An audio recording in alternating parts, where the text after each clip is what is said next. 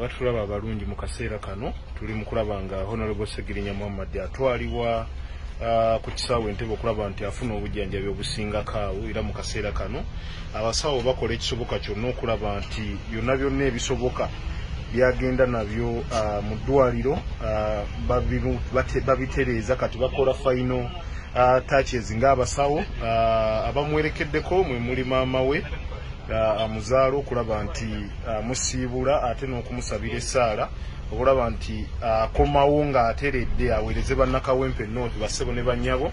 Embeera bwetyo bweri ey'omubaka Muhammad Segirinya. Kinajjukirwa nti abasawo abakuno bazudde nti ekibumba saako n'amawugwe gonna mafu, ekibumba saako n'amawugwe gonna mafu, ate kwoteeka n'akataago. N'olw'ensonga eyo tetumanyi kiki ddala ddala ekyatuukawo okulaba nti Honorable Segirinya Muhammad alwala ebirwadde ebyo byonna byonna.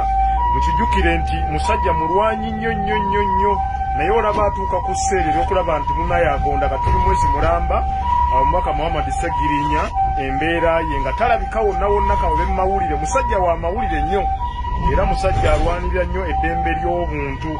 Olaba ne teyeetaba mu kuziika mulwanyi munne Hussein Kyanjo, ate saako n'emikolo gino egyaleero egya Kabaka. N'olw'ensonga eyo yonna gy'oli tusabire omubaka Muhammad Segirinya bwe twogerera ssaawa zino tuli mu kwolekera ku kisaawe Entebbe bassebo ne bannyabo. Embeera bwetyo bweri, nja kuba nkomawo okubeera nti mbawa updates zonna ezinaaba zigenze mu maaso nga tutuuse ku kisaawe Entebbe, naye embeera yo yeeyo. Ekifaananyi mukiraba bulungi nnyo kyekyo, esikaani okuva Emmengo, omusawo mumulaba, maama mumulaba, yenna waali. Tukola ekisoboka kyonna okulaba nga tutaasa obulamu bwe. Mwebale nnyo, mwebalire ddala.